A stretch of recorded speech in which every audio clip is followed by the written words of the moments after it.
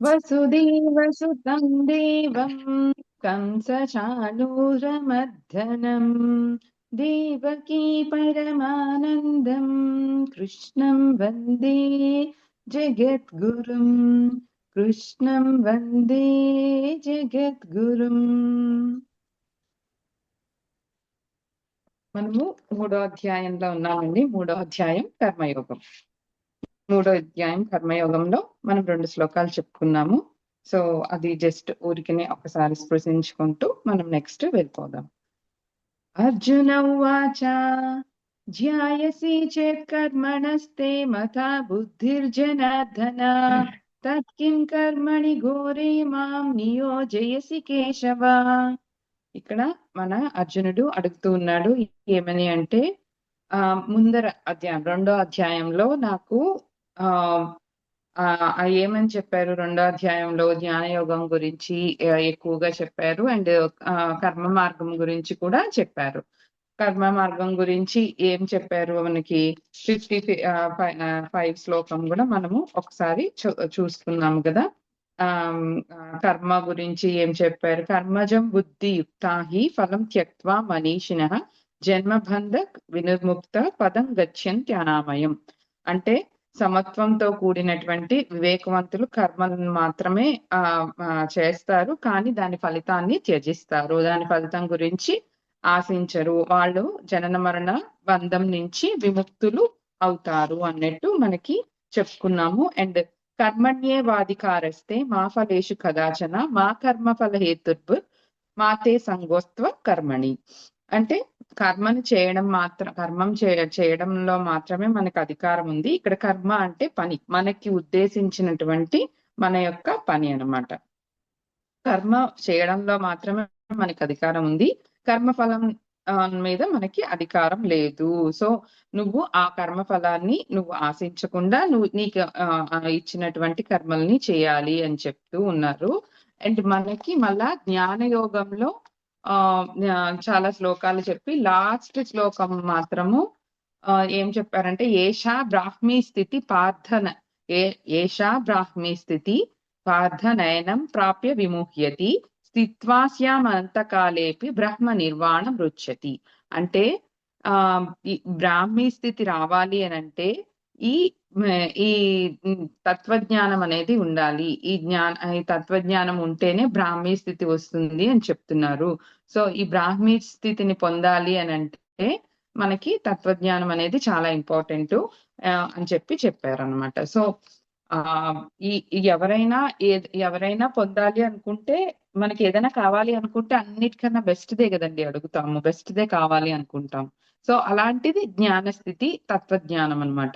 So అది అలాంటి అప్పుడు నాకు అది కదా ఇవ్వాలి, ఇప్పుడు అది వదిలేసి నన్ను కర్మం చెయ్యమని చెప్తున్నావు కేశవ. అండ్ నాకు ఈ రెండిటి గురించి, అంటే ఈ కర్మ మార్గంలో నేను ఉండాలా, జ్ఞాన మార్గంలో ఉండాలా అని నాకు రెండు చాలా కన్ఫ్యూజన్ గా ఉంది. అదే రెండో శ్లోకంలో చెప్తున్నారండి. వ్యామిశ్రేణి వాక్యాన బుద్ధిం మోహవసీవమే తదేకం వద నిశ్చిత్య ఏన శ్రేయోహమాప్నుయం. ఇలా వ్యామిశ్రేణి అంటే రెండు విధాలుగా అంటే జ్ఞాన మార్గము కర్మ మార్గము రెండు చెప్తున్నారు. సో రెండు విధాలుగా ఉన్నట్టు మీ వాక్యాలు నాకు నా బుద్ధిని మోహంలో ఉండేటట్లు అనిపిస్తుంది. అంటే నాకు రెండు విధాలుగా కన్ఫ్యూజన్ గా ఉంది. మీరు రెండు చెప్పారు, కానీ ఆ రెండిట్లో ఏది నాకు శ్రేయస్కరము అనేది నేను ఎంచుకోలేకపోతున్నాను. అండ్ నాకు మీరు కర్మనే ఎందుకు చేయమని చెప్తున్నారు, కర్మ అనేది చాలా జటిలమైనది.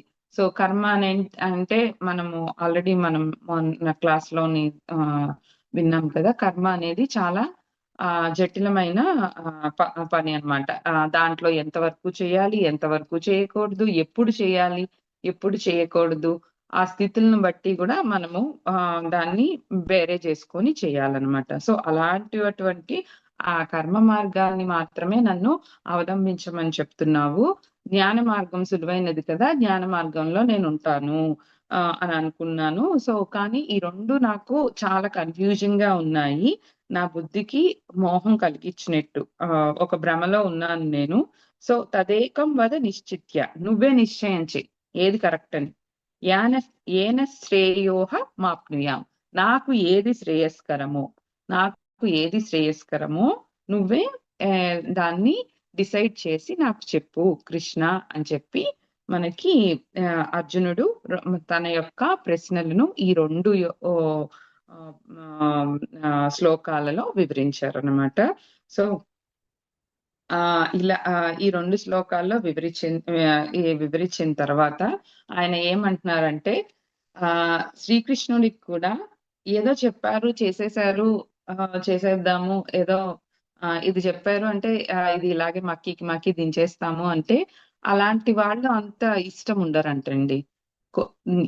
ఏదైనా కూడా దాని గురించి తెలుసుకోవాలి, దాని గురించి జ్ఞానాన్ని సంపాదించాలి. ప్రశ్నలు వేయడం అనేది పరమాత్మకు కూడా చాలా ఇష్టం అంట. సో ఇంకా పై శ్లోకాల్లో మనకి వస్తుంది అనమాట. తద్విద్ధి ప్రణిప్రాతేన పరిప్రశ్నేన సేవయా అని చెప్పి నెక్స్ట్ శ్లోకాస్ లో వస్తుంది అనమాట. సో ఆ విధంగా మనం ఇక్కడ ఏం తెలుసుకోవాలి అని అంటే ప్రశ్నలు వేయటం కూడా మన పరమాత్మకి చాలా ఇష్టం అన్నమాట. సో ప్రశ్నలు వేసి అలాని ప్రశ్నలు వేసిన తర్వాత ఒక స్థిరమైన నిశ్చయానికి రావాలి. అంటే ఏది కరెక్టు ఏది రాంగు అనేది తెలుసుకోవాలి. వట్టి ప్రశ్నలతో ఆగిపోకుండా మనం ఏది కరెక్టు ఏది తప్పు అనే దాన్ని తెలుసుకొని ఆ సమాధానాన్ని తెలుసుకున్నాక మనం పని స్టార్ట్ చేయాలి. అని సమాధానం తెలుసుకొని వదిలేయడం కూడా కాదు, కార్యాచరణ అనేది స్టార్ట్ చేయాలన్నమాట. మన పనిని మనము స్టార్ట్ చేయాలి. అలా ఇప్పుడు ఇక్కడ మన అర్జునుడు చేసింది అదే అన్నమాట.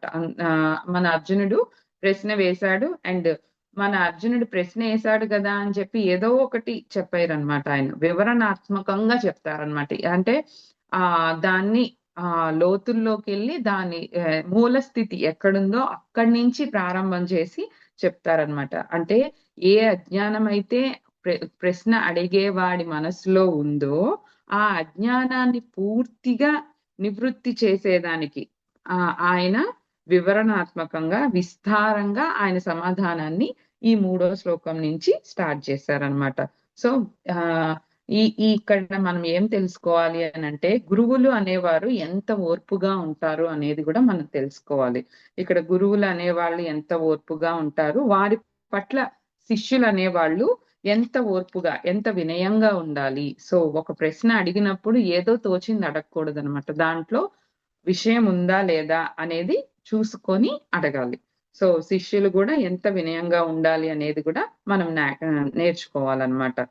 ఎంత జాగ్రత్తగా మనం ప్రశ్నలు వేస్తే అప్పుడు మనకి అది కూడా అంతే జాగ్రత్తగా మనము సమాధానాలు కూడా వస్తాయి. ఎటువంటి పరిస్థితుల్లో కూడా మనం గురు భక్తిని వదలకూడదు అని కూడా మనం ఇక్కడ తెలుసుకోవాలన్నమాట. జాగ్రత్తగా మన ప్రశ్నలు వేయాలి అండ్ ఆ ప్రశ్నలు వేసేటప్పుడు కూడా మన మనసులో ఎలాంటి అంటే ఎటువంటి సంశయం అంటే అది తెలుసుకోవాలనే ఆతృత ఉండాలి, కానీ వాళ్ళని గురువుల్ని తక్కువ చేయాలి అనే ఒక ఇంటెన్షన్ తో మనం చేయకూడదు అనమాట.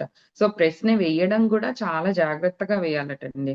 సో ఏదో వాళ్ళని కొంతసేపు ఆట పట్టిద్దాము, కొంచెం ఇచ్చేద్దాము అన్నట్టు చేయకుండా మనము మన యొక్క ప్రశ్నని చాలా జాగ్రత్తగా వేయాలి అండ్ సమాధానాన్ని పూర్తిగా తెలుసుకోవాలి. తెలుసుకున్న తర్వాత దాన్ని కార్యాచరణలో మనం పెట్టాలి. సో ఆ విధంగా మనకి ఇక్కడ నుంచి మన యొక్క శ్రీకృష్ణ పరమాత్మ తన యొక్క సందేశాన్ని సమాధానాన్ని మనకి చెప్తూ ఉన్నారనమాట. 3వ శ్లోకం అండి. లోకేస్మిన్ ద్వివిధా నిష్టా పురా ప్రోక్తా మయా నఘ జ్ఞానయోగేన సాంఖ్యానాం కర్మయోగేన యోగినం.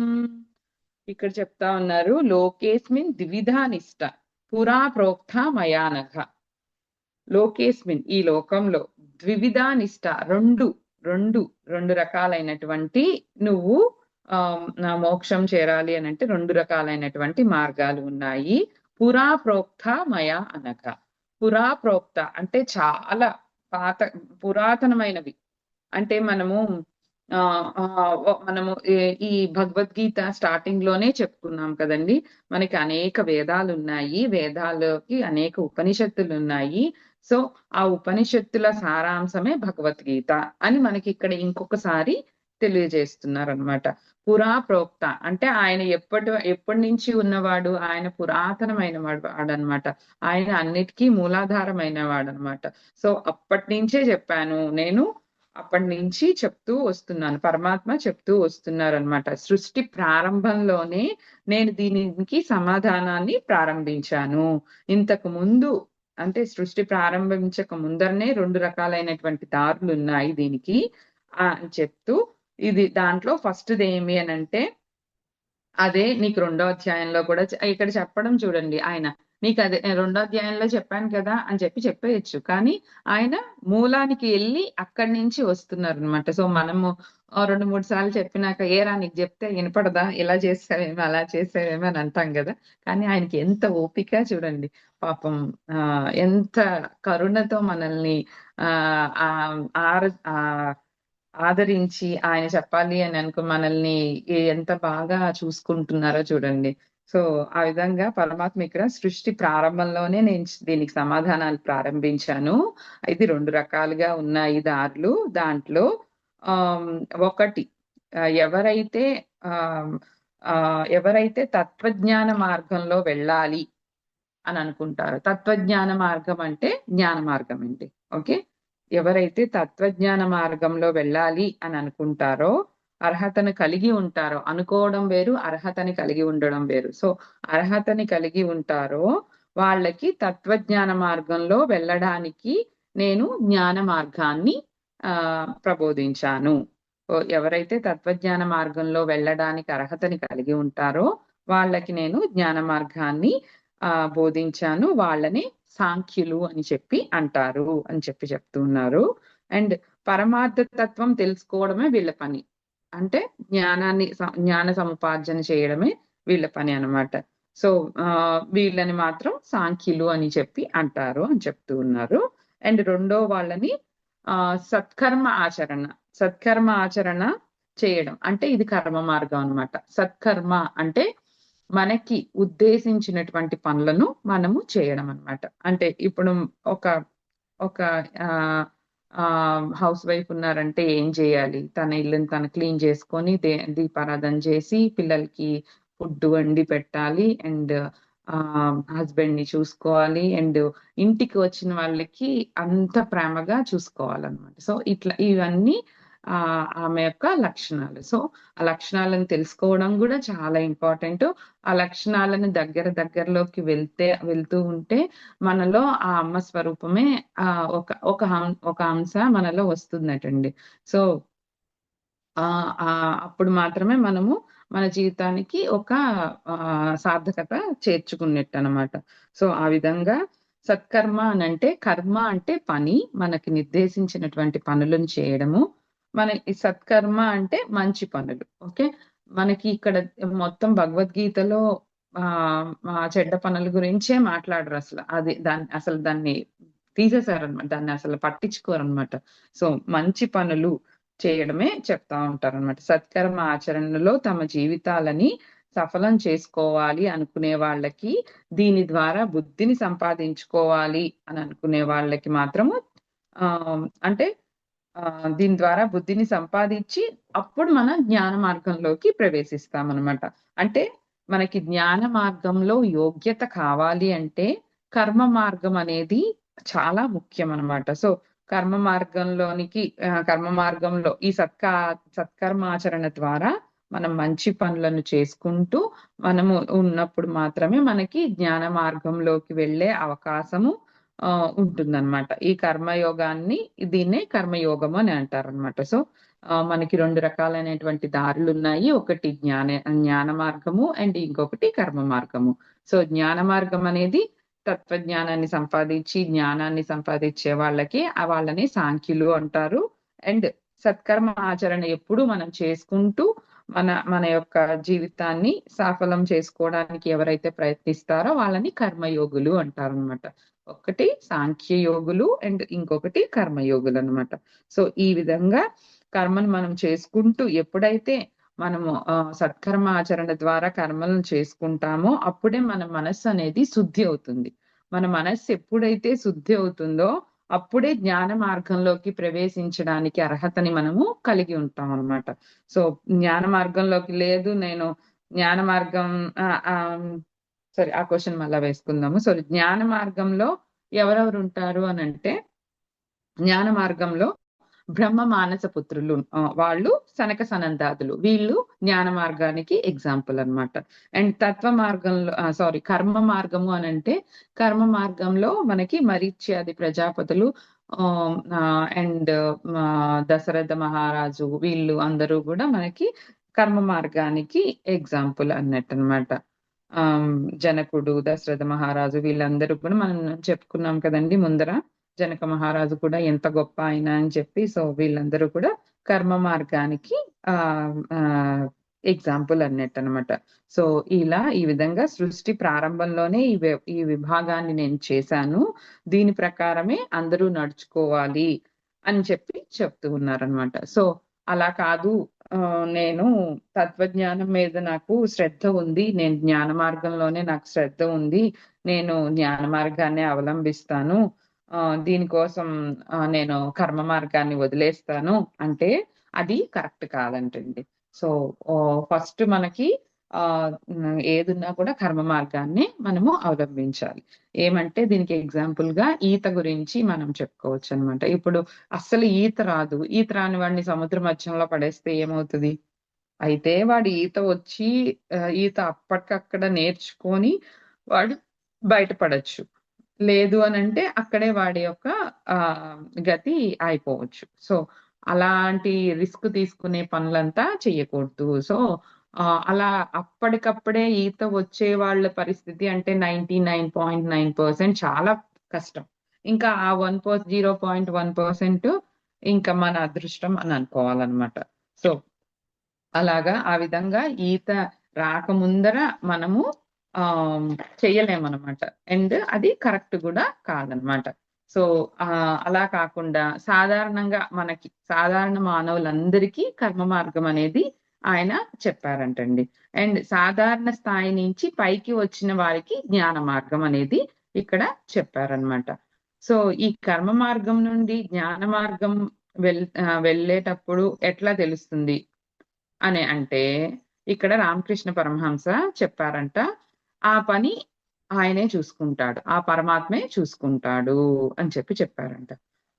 మనకి ఎప్పుడు కర్మ మార్గంలో మేము ఉన్నాము, అయితే మాకు ఎప్పుడు జ్ఞాన మార్గంలోకి మేము వెళ్ళాలి, మేము ఎప్పుడు మాకు ఆ యొక్క స్థితి అనేది వస్తుంది అని ఒక ప్రశ్నకి మన రామకృష్ణ పరమహంస గారు చెప్పారంట, ఆ పని ఆ పరమాత్మే చూసుకుంటాడు. సో నువ్వు అది ఇది చాలా సింపుల్ గా చెప్పేశారనమాట. సో నువ్వు దాని గురించి పట్టించుకోవద్దు అని చెప్తూ ఉన్నారనమాట. దీనికి మనం ఎగ్జాంపుల్ గా ఎట్లా చెప్పాలి అని అంటే ఒక అత్తగారు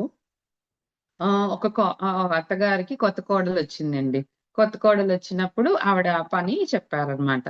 సో ఇప్పుడు ఉండే అత్తగారుల కోడల గురించి నేను మాట్లాడట్లేదు, కొంచెం పాతది అండ్ అనుకోండి. సో అప్పుడు అత్తగారు చెప్పారంట కోడలికి కొంచెం పనులు చెప్తా వచ్చారనమాట. కొత్త కోడలు కదా పాపం, తనకి ఏది తెలియదు కదా, కొంచెం పనులు చెప్తూ వచ్చారంట. అండ్ కొంచెం ఎక్కువగానే పనులు చెప్పారంట. సో తను కూడా అలాగే చేసుకునేదంట చక్కగా. సో తనకి 3వ నెల అంటే ఇంక ప్రెగ్నెంట్ అయింది అని తెలిసింది. సో అప్పుడు అత్తగారు పనులు తగ్గించారనమాట. సో తనకి 3వ నెల వచ్చిందంట, ఇంకా కొంచెం పనులు తగ్గించారు. అండ్ 6వ నెల వచ్చింది, ఇంకా కొంచెం పనులు తగ్గించారు. తన పనులే కాకుండా బయట పనులు కూడా చేసేది తను, అవి కూడా అన్ని తగ్గించేశారు. అండ్ 9వ నెల వచ్చింది, ఇంకా పూర్తిగా పనులు మానేసే అని చెప్పారు. అండ్ తన పనులు కూడా అత్తగారే చేశారనమాట. సో ఆ విధంగా 9వ నెల వచ్చినప్పుడు పూర్తిగా పనులు మానేయమని చెప్పారు. అండ్ బిడ్డ పుట్టాడు. ఇంకా అత్తగారు అన్నారు, ఇంకా నువ్వు చేసుకోవాల్సింది ఏ పని లేదు, నీ కొడుకుని నువ్వు జాగ్రత్తగా చూసుకో అని చెప్పారనమాట. సో ఆ విధంగా మనకి ఇది ఏమి అని అంటే ఈ అత్తగారు వచ్చి పరమాత్మ అనమాట, ఆ కోడలు వచ్చి మనం అనమాట. సో ఆయన ఏ పనులు అలాట్ చేస్తే ఆ పనులు నెమ్మదిగా మనం చేసుకుంటూ పోవాలి. ఎక్కడ ఏ విధంగా తగ్గించాలి, ఎక్కడ ఏ విధంగా పెంచాలి, ఎప్పుడు ఏ స్థితికి చేర్చాలి అనే విషయాన్ని ఆయనే చూసుకుంటాడనమాట. సో అది ఆ యొక్క ఉద్దేశం అది మనసులో పెట్టుకొని నేను పనులు చేయను, నేను కర్మ మార్గాన్ని వదిలేస్తాను, నేను సన్యాసంలో కలిసిపోతాను, నేను హిమాలయాలకి వెళ్ళిపోతాను, అదంతా అంత ఈజీ కాదండి. అంత ఈజీగా చేయలేమనమాట. సో ఆ విధంగా మనకి చెప్తూ ఉన్నారనమాట. మనకి చాలా మందికి ఒక ఇంటెన్షన్ ఉంటదనమాట. భగవద్గీత చదువుతున్నారు, భగవద్గీత చేస్తున్నారని అంటే, అమ్మో! అయిపోయింది పో ఇంకెప్పుడు వెళ్ళిపోద్దో అన్నట్టు ఉంటారనమాట. సో అంటే హిమాలయ సన్యాసంలో కలిసిపోతారేమో అట్లా అని ఒక ఇంటెన్షన్ అనేది మన మనసులో ఉంటదనమాట. అది ఎలా వచ్చిందో తెలీదు. సో మొత్తానికి ఆ ఇంటెన్షన్ ఉండిపోయిందనమాట అది. సో అసలు మనకి భగవద్గీతలో చెప్పేది ఏమి అనంటే, నువ్వు అసలు నీ పని నీకు ఇచ్చిన పని నువ్వు కరెక్ట్ గా చేయాలి అని చెప్తారు. పాపం ఆయన ఎక్కడ ఆ మాట కూడా వాడలేదండి. అది ఎలా వచ్చిందో తెలీదు. లేకపోతే నేనే అట్లా ఫస్ట్ అనుకున్నానా, జనాలు చెప్పడం వల్ల అనుకున్నానో తెలీదు. సో ఆ క్వశ్చన్ కి ఆన్సర్ అయితే నాకు ఇక్కడ దొరికిందనమాట.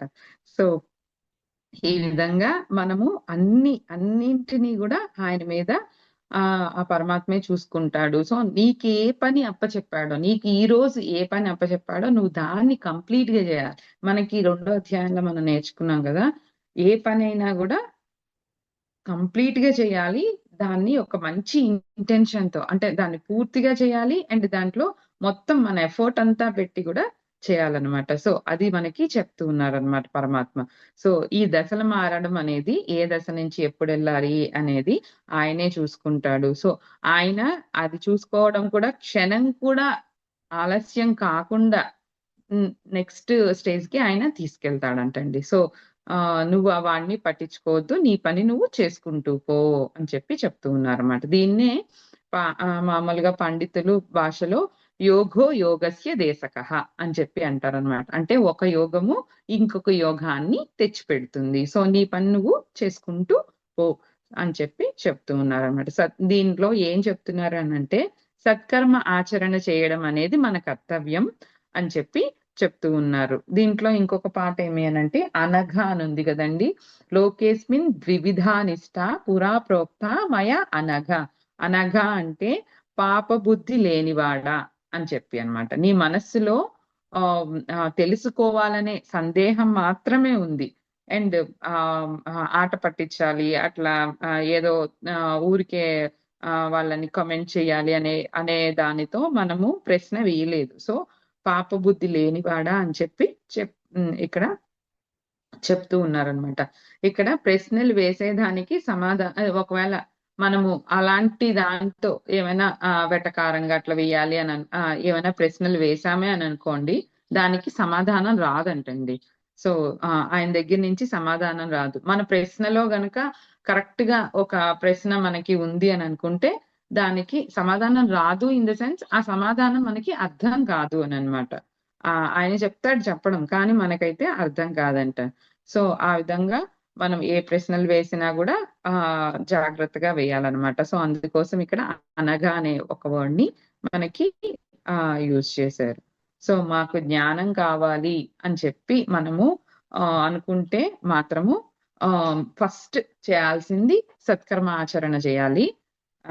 తర్వాత ఆ సత్కర్మ ఆచరణ ద్వారా సత్కర్మ ఆచరణ మనం చేసుకుంటూ మనము ఉన్నప్పుడు మాత్రమే మనము జ్ఞాన మార్గానికి వెళ్ళే దారులు అనేది తెలుస్తుంది. సో ఈ జ్ఞాన మార్గానికి వెళ్ళిన తర్వాత ఇది ఎందుకు అనంటే, జ్ఞాన మార్గానికి వెళ్ళిన తర్వాత ఇప్పుడు నైష్క్రమ్యం అని చెప్పి అనే స్థితి మనకి వస్తుందటండి. ఈ నైష్కర్మ్య స్థితి రావాలి అంటే సాధారణ మానవులకి కర్మబంధాలు ఉంటాయి. సాధారణ మానవులు అంటే మనకి మంచి పని చేస్తే ఇప్పుడు మనం కర్మ అంటే సంఖ్యలు అన్నట్టు చెప్పుకున్నాం కదండి. సో మంచి పని చేస్తే అది బంగారు సంఖ్యలు, చెడ్డ పని చేస్తే అది ఇనుప సంఖ్యలు. సో సంఖ్యలు మాత్రం కామన్. దీన్ని మనం మళ్ళా వదిలించుకోవాలంటే మళ్ళా జన్మలు ఎత్తాలి. సో ఏ కర్మ చేసినా కూడా మనకి అంటుకోకుండా చేయడాన్నే నైష్కర్మ్య స్థితి అని అంటారు అనమాట.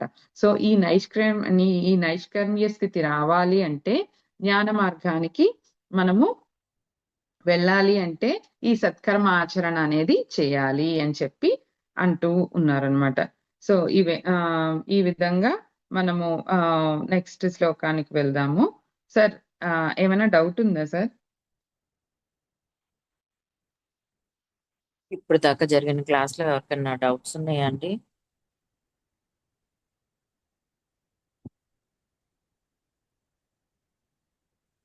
సో మీరు బుక్ గనక రిఫర్ చేస్తే 3వ శ్లోకంలో మనకి బుక్ లోనైతే ఎవరికి నచ్చింది వాళ్ళు తీసుకోవచ్చు అని చెప్పి ఉంటదండి. అంటే తత్వజ్ఞానానికి నచ్చితే దాంట్లో వెళ్ళండి, అండ్ కర్మ మార్గం నచ్చితే దాంట్లో వెళ్ళండి అని ఉంటుంది. కానీ పోను దాన్ని మళ్ళా డీవియేషన్ చేసి ఇక్కడికే తీసుకొస్తారనమాట. సో నేను మీకు కన్ఫ్యూజన్ లేకుండా ఉండాలని నేను స్టార్టింగ్ నుంచి దాన్నే తీసుకొచ్చాను అంతే. సో ఎవరైనా బుక్ రిఫర్ చేస్తే ఈ కన్ఫ్యూజన్ ఉంటది. సో అందుకోసమని నేను ఇక్కడ ఆగాను అనమాట. సో అది కన్ఫ్యూజ్ అవ్వద్దు. ఇదే చెప్తారు, అటు వెళ్ళి అటు నుంచి ఇటు ఎలా రావటం, ఇప్పుడు సత్మార్గంలోకి వచ్చాక సన్మార్గంలోకి ఎలా వెళ్ళటం అన్న ఇది వస్తుంది కదా. అలాగే బుక్ లో 3వ శ్లోకంలో ఫస్ట్ అలా ఇచ్చి తర్వాత టర్న్ చేస్తారు. మనకి రూట్ అనేది చూపించారు ఇక్కడ ఫస్ట్ 3rd శ్లోకంలో. తర్వాత పోను నెక్స్ట్ దాని కరెక్ట్ మార్గం అనేది డీవియేట్ చేసి చేస్తారు చేస్తున్నారు. సో మళ్ళా మనకి ఆ కన్ఫ్యూజన్ రాకుండా ఉండాలని నేను ఒకేసారి అంటే బుక్ ఫాలో అయ్యే వాళ్ళకి ఈ కన్ఫ్యూజన్ ఈ క్వశ్చన్ అనేది వస్తది, అది క్లారిఫై చేస్తుంది జ్యోతి. ఇప్పుడు నేను బుక్ లో చూస్తాను ఏంటి ఇక్కడ 3లో ఇది చెప్పారు కదా జ్యోతి ఇలా చెప్తుంది ఏంటి అని చిన్న ఆలోచన ఉండిపోద్ది. అది లేకుండా నెక్స్ట్ వచ్చే వాటిలో ఇది ఉంది అని చెప్తుందండి. చూస్తూ వింటేటట్టయితే ఈ చిన్న డౌట్, లేకపోతే డైరెక్ట్ వింటే మటుకు అది రాదు. అంతే, నేను చెప్పిందే వింటే మీకు ఆ డౌట్ రాదు. మీరు బుక్ గనక రిఫర్ చేస్తే ఈ డౌట్ ఇట్లా ఉంటుంది. మీనింగ్ ఉన్న బుక్ చూస్తేనే పుట్టి శ్లోకాలన్నా రాదు మళ్ళీ. శ్లోకం విత్ మీనింగ్ ఫాలో అయ్యే వాళ్ళకే ఇది వస్తుంది. సరే యాడ్ చేస్తారా సార్? బయటికి వచ్చారు.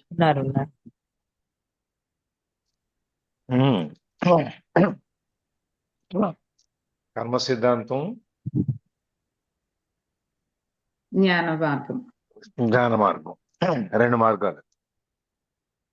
జ్ఞాన మార్గం ఏమో సాంఖ్యులకి, కర్మ మార్గం ఏమో మనకి కర్మయోగులు. మనం అంతా కర్మయోగులు. మనం కొంచెం వెనక్కి వెళ్తే ఈ మన బుక్ లోకి వెళ్తే కనుక పవర్ ఆఫ్ నౌ లోకి వెళ్తే ఇదే దాదాపుగా నడుస్తుంది. ఇప్పుడు మనం చెప్పుకునేది అక్కడ కూడా నడుస్తుంది. ఇప్పుడు చెప్పుకునేది దాంతోనే రిలేట్ అవుతుంది. ఈ ఆత్మస్థితి తర్వాత మనం ఇందులో చాలా గొప్పగా ఒక విషయం చెప్పారు.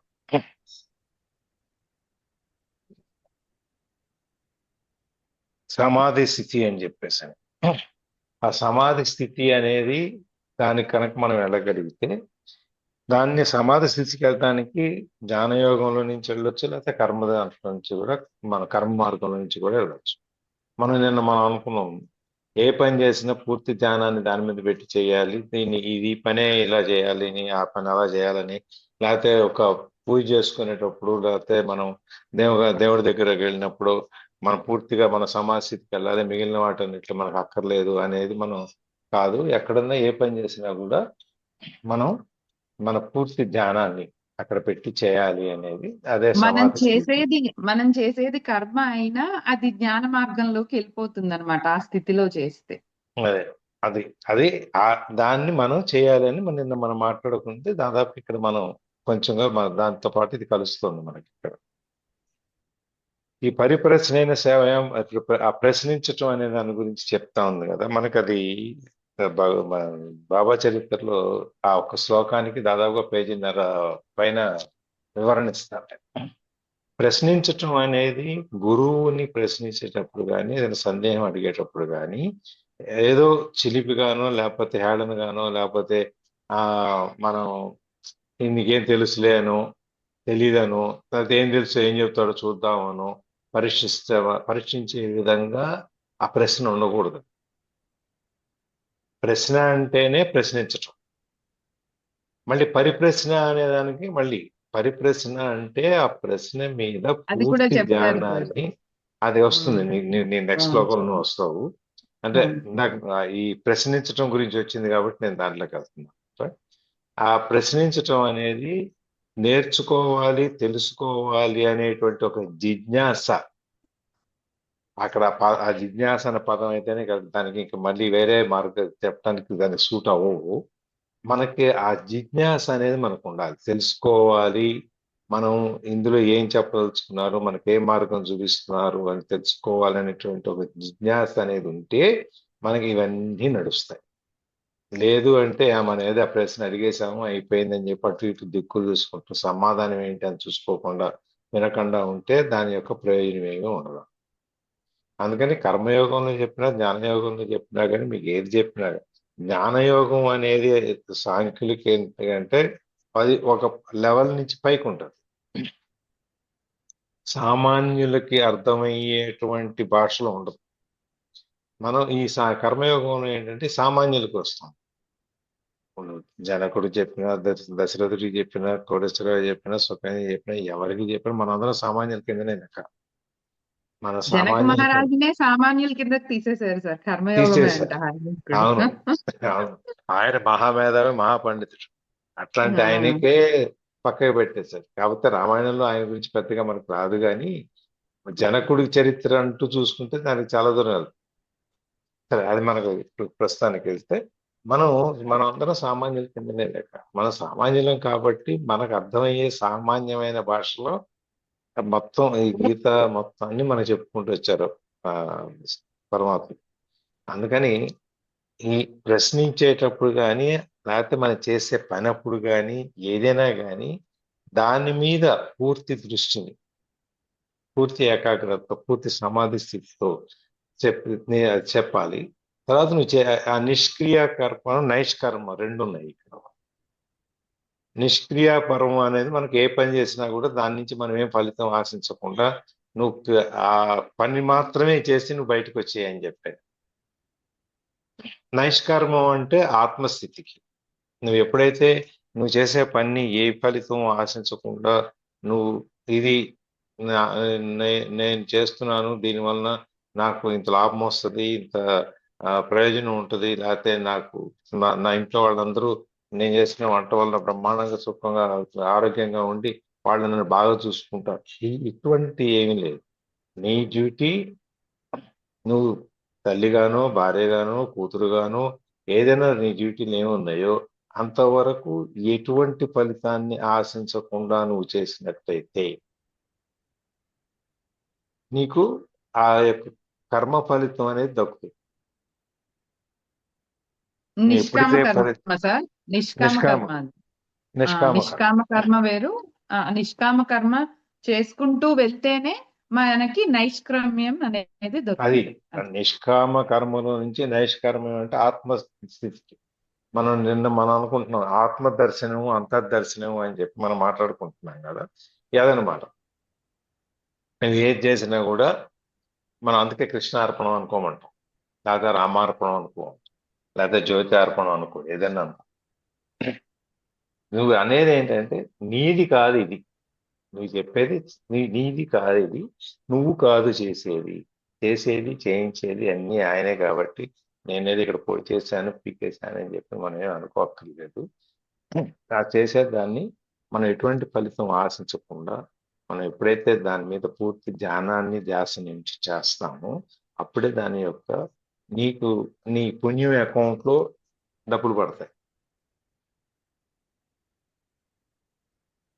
ఆలోచనలు పాపరహితంగా, అంటే పాపం అనేది రిలేటివ్ టర్మ్, ఏది పాపం ఏది పుణ్యం అనేది పక్కన పెట్టేస్తుంది. నీ ఆలోచన ఎప్పుడూ కూడా సత్కర్మల వైపు, మంచి పనుల వైపు. మంచి పనులు అంటే నలుగురికి ఉపయోగపడే, నువ్వు చేసే పని వల్ల నలుగురు ఉపయోగం చెందే అది సత్కర్మ. నువ్వు చేసిన ఇక్కడ మంచి పనులు అంటే దాన ధర్మాలు ఒక్కటే కాదు, మనకి నిర్వర్తించిన పనులు అన్ని మంచి పనులే. మనం చేయాల్సిన పనులు అన్ని మంచి పనులే. నువ్వు ఏది చేసినా మంచి పనే. అది అవతల వాళ్ళకి కానీ నీకు కానీ ఎటువంటి అపకారం జరగకుండా ఉన్నంత వరకు అది ఉపకారమే. ఉపకారం నీకు నువ్వు చేసుకోవచ్చు. అందుకనే ఉపకారం నీకు ఉపకారం అనేదాన్ని వదిలేశాడు అక్కడ. మళ్ళీ అవతల వాళ్ళకి చేసేదాన్ని పరోపకారం అన్నాడు. ఉపకారం అంటే అవతల వాళ్ళకి చేసేదనే కదా అర్థం. ఉపకారం అనేది నీకు నువ్వు చేసుకునేది కూడా ఉపకారమే. అందుకని పరోపకారం అంటే అవతల వాళ్ళకి నీ దాన్ని చేసుకున్న తర్వాతను నీతో పాటు నువ్వు అవతల వాళ్ళకి చేయగలిగిన ఉపకారం ఏదైనా ఉంటే అది పరోపకారం. ఇవన్నీ ఏది చేసినా కూడా ఒకే ఒకటి ఏంటంటే నువ్వు ఫలితాన్ని ఆశించు, అది వదిలేయండి. నీ పని ఏదో నువ్వు చేసుకుంటూ వెళ్ళిపో. గుడికి వెళ్ళామా, దండం పెట్టుకున్నామా, ప్రదర్శనాలు చేసుకున్నామా, తీర్థం తీసుకున్నామా, వచ్చేసామా, అయిపోయింది. నేను గుడికి నీకోసం ఎందుకోసం వచ్చాను, లేకపోతే అందుకోసం వచ్చాను, నువ్వు నాకు అది కావాలి ఇది కావాలి అని అడిగినప్పుడు ప్రయోజనం లేదు. మనం బయట మెట్ల మీద కూర్చున్నాడికి మనకి తేడా ఏమవుతుంది. బయట ఏమో వాడు బయట కూర్చున్నాడు. ఇప్పుడు మనం తిరుపతి వెళ్ళినప్పుడు ఎక్కువ ఎక్స్పీరియన్స్ అవుతారు సార్. మామూలు గుళ్ళు అంటే ఓ కోరికల లిస్ట్ ఉంటూ ఉంటది. ఆయన్ని చూసిన దాంట్లో అసలు ఏం అడగాలి మనం ఇప్పుడు దాకా విజయుల ముందు దాకా కానీ బంగారపు వాకిల్ దాకా కానీ అనుకుంటా ఉంటారు ఇది అడగాలి ఇది అడగాలి. ఆ ప్రిమిసెస్ లోకి ఎంటర్ అయిపోయాక అలా చూస్తూ వెళ్తున్నప్పుడు గాని అసలు ఇంకా ట్రాన్స్ లో ఉంటాం గాని ఇవన్నీ రావు. అప్పుడు బయటకు వచ్చాక మళ్ళీ అనిపిస్తుంది అనమాట. మళ్ళీ తీర్థం తీసుకోవడానికి బయటకు వెళ్ళినప్పుడు అయ్యో మనం ఇది అనుకున్నాము. అక్కడ దివ్యమంగళ స్వరూపం కింద నుంచి పై దాకా ఆపాద మస్తకం కిరీటం దాకా చూసుకునేటప్పటికే నీ టైం సరిపోయిపోయింది. బయట ఇంకా నువ్వు కోరికలు చెప్పుకొని గుర్తు చేసుకునే ఆలోచన ఎక్కడ ఉంది? ఆ టైంకి వచ్చేటప్పటికి ఆ మంగళమూర్తిని చూసేటప్పటికి నీకు ఆ సెక్కడికి వెళ్ళిపోతుంది. అందుకనే మనకు ఇప్పుడు చెప్తారు, ఇదివరకంటే మనం ఎక్కడ చూసినా కళ్ళు మూసుకుని చూసేవాళ్ళం. తెలంగాణ కళ్ళు మూసుకునేసి దండం పెట్టుకుంటాం. ఈ మధ్య కొత్తగా ఏంటంటే ఉండేది అరక్షణం నువ్వు కళ్ళు మూసుకునేందుకు కళ్ళు తెరిచి చూడు అని చెప్పి. అంటే ఒక ఆయన అంటే ఈ మాట చెప్తే పాపం ఆయన పామరుడు, ఏమి తెలియని వాడే. ఆయన అంటాడంట, ఓ అంత పెద్ద స్వామిని కళ్ళు తెరిచి చూడటమా, కళ్ళు మూసుకుని మనసుతో చూడాలి అని చెప్తాడు. అది కూడా నిజమే కదా సార్. నిజమే. పామరుడు అని ఎందుకన్నానంటే ఆయన చెప్పిన ఆయన కూడా ఆయన పామరుడు. కానీ వాళ్ళు ఆ ఐక్యం దాంట్లో స్వామిని పూర్తిగా మానసిక స్థితిలో అనుభవించటం అనేది ఉంది. అది అట్లా సాధ్యం, కళ్ళు మూసుకున్నప్పుడే సాధ్యం అవుతుంది. ఎందుకంటే వైబ్రేషన్ ని కళ్ళు మూసుకున్నప్పుడే ఫీల్ అవ్వగలం. కళ్ళు తెరిచి ఉన్నంత వరకు అలంకరణ నామం దాని మీదే కాన్సన్ట్రేషన్ అనేది వెళ్తూ ఉంటది. మన కళ్ళు తెరుచుకున్నప్పుడు మన యొక్క ఏకాగ్రత 4 వైపులకి వెళ్తుంటది. అందుకనే మనం నిన్న బుక్ లో చెప్పినప్పుడు కూడా ముందు స్టార్ట్ చేసేటప్పుడు కళ్ళు మూసుకొని స్టార్ట్ చేయి, తర్వాత అలవాటు అయిపోయిన తర్వాత నువ్వు కళ్ళు తెరిచినా కూడా నీకేం తేడా రాదు అని చెప్పి మన పవర్ ఆఫ్ లో కూడా చెప్పి, ఇక్కడ కూడా అదే నువ్వు మానసిక స్థితి ఏదైతే ఉందో నీకు అది పూర్తిగా అక్కడ లగ్నం అయిపోయింది. సార్ రెండో శ్లోకం సారాంశం కూడా మీరు చెప్తారు. అదే నేను అనుకుంటున్నా, ఇందాక సన్మార్గం అన్న దగ్గరే స్టార్ట్ చేసేసారు, రెండోది సగం అయిపోయింది. ఇంకా జ్యోతి చెప్పాల్సిన కంటెంట్ మొత్తం వెళ్ళిపోతుంది అనుకుంటున్నా బుక్ లో చూసి. నేను బుక్ మూసేసా, మీకు అవసరం లేదు. అలా ఫ్లో లో అది కూడా వచ్చేసింది. ఇంకా బుక్ లో చూసి చెప్పారని కాదు, అదే దాన్నే బ్రేక్ చేయడానికి ట్రై చేసింది జ్యోతి ఇందాక, ఏ మార్గం అని. కానీ అది అవ్వాల. ఓకే జ్యోతి, క్లోజింగ్ ప్రేయర్. ఇంకొక శ్లోకం అవ్వదు. రేపు కూడా నీదే క్లాస్, రేపు నీదే క్లాస్, పర్లేదు. Okay, ending prayer.